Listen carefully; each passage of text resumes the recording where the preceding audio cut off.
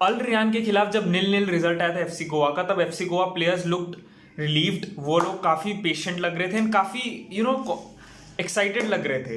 But कल के result के खिलाफ, that to against Al Wahda, FC Goa players look disappointed. ऐसा लग रहा था कि दे वर लाइक कि we threw away 2 points, we could have had 3 points। And to be very fair, जी हाँ, FC Goa could actually have had 3 points in this game. FC Goa को obviously frame लगा इस गेम में। FC Goa had good chances in this game and काफी interesting game था ये मेरे हिसाब से, एंड एक स्टेटमेंट मैच था एफसी गोवा के लिए, where if they could have got the win, चीजें बहुत अच्छी हो सकती थी। Before I start this video, I am going to say कि मैं थोड़ा सा क्रिटिकल होऊंगा टुवर्ड्स एफसी गोवा, बिकॉज मेरे तरफ से looking at these 2 performances, I think FC Goa could even do better. I actually think FC Goa could even do better. And कोई भी पॉइंट जो मैं क्रिटिकल होके बोल रहा हूँ या किसी प्लेयर के बारे में बोल रहा हूँ, that is in no way मैं किसी तरीके से हेट नहीं फैला रहा हूँ। I just expect them because I know they can do better और हमको दिखाई दे रहा है how good they of the players they are and how good of a team FC Goa इज। तो with that said, let's start this video. सबसे best चीज जो मुझे भाई एफसी गोवा के बारे में लगी वॉज द फैक्ट कि भाई एफसी गोवा के सारे अपॉर्चुनिटीज ट्रांजिशन से बन रहे थे या फिर ओपन प्ले से बन रहे थे। वहीं अगर मैं बात करूं, जनरली हम जो इंडियन फुटबॉल को एसोसिएट करते हैं तो ज्यादातर गोल्स एंड अपॉर्चुनिटीज हमारे सेट पीसेस से बनते हैं, फ्री किक से बनते हैं, कॉर्नर से बनते हैं। तो ये एक चीज थी जो मुझे बहुत अच्छी लगी एंड इस चीज के लिए मैं पक्का से फर्नांडो को, जो कोच है एफसी गोवा का, उसको बहुत ज्यादा अप्रिशिएट करना चाहता हूं। With that said, Goa had 42% of possession, Al Wahda had 58% of possession, so obviously उन्होंने पोजेशन डोमिनेट किया, but I can still say that the better chances fell towards Goa. Goa के पास काफी अच्छे चांसेस थे, एज वी जस्ट डिस्कस्ड, हमारा frame भी लगा था। बट 2 बंदे जिनके बारे में मैं बात करना चाहता हूं, FC Goa goalkeeper Dheeraj and Al Wahda goalkeeper, भाई साहब क्या परफॉर्मेंसेस थी इन दोनों की। एफसी गोवा गोलकीपर ने 6 सेव्स निकाले इस गेम में, धीरज ने 6 बड़े सेव्स निकाले इस गेम में, जिसमें से एक save right at the death था, लास्ट फ्यू मिनट्स के अंदर था। एंड अगर वो सेव नहीं निकालता Dheeraj, the game could have ended right there. Goa 3 point अपने लूज कर चुकी होती, यहाँ पर जो 1 पॉइंट मिला वो भी लूज कर दी होती, they could have lost the game 1-0। वहीं अगर मैं बात करूं उनके goalkeeper Al Shamsi, I am sorry I am reading the name, उसने 2 बहुत क्लच सेव्स निकाले। उसने 2 ही सेव किए बट दोनों बहुत क्लच सेव्स थे and one of them was very important, क्योंकि वो गोल अगर वो लोग कंसीड किए होते then the game could have been over right there. I don't think they could have scored against Goa. But with that said, इन दोनों गोलकीपर्स की तारीफ है तो भाई तुम कितनी भी कर लो इस गेम में, it won't be enough.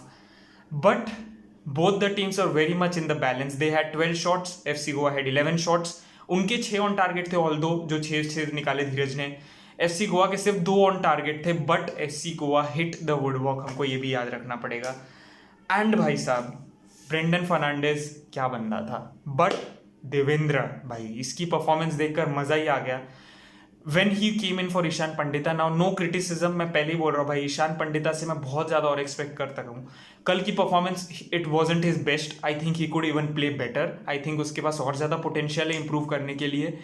But when Devendra came in, he brought a new burst of energy. उसको देखकर लगा कि भाई this guy could be a very important player for Goa going forward, a great player coming off from the bench.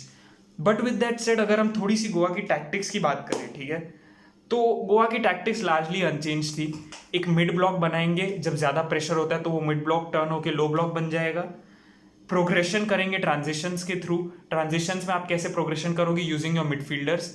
We are talking about Glan Martins, भाई साहब midfield में ball को progress करने का काम उसका है। The way he creates those chances, the way he is up in front of the defence पूरे टाइम, भाई सेंटर बैक्स की पोजीशन कवर करता है, बॉल क्लियर करता है, मिडफील्डर्स को अगर कोई गैप छूटता है तो उसको कवर करता है, अगर फुल बैक्स ऑफ पोजीशन है, ओवरलैप करने गए हैं तो उनकी पोजीशन कवर करने में हेल्प करता है। तो भाई साहब, I think one of the most important player for FC Goa, Glan Martins भाई, trust me, I think he had a great performance. I think last 2 games में he's been one of the best players for Goa.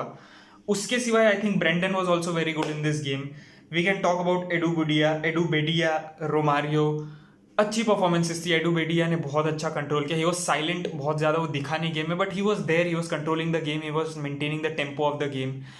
अगर मैं रोमारियो की बात करूं, भाई साहब effort effort effort, मेहनत, रोमारियो विंग पे रन बना रहा है, गेम चेंज कर रहा है, is doing everything for the team. अगर मैं फिर से बात करूं प्लेयर्स की, जैसे ईशान पंडिता को मैंने बोला भाई, I think he could have been better, I expect more from him, and मेरे हिसाब से यार वो अच्छा कर सकता है और अच्छा कर सकता है। Orange was a constant threat, so was Brandon भाई।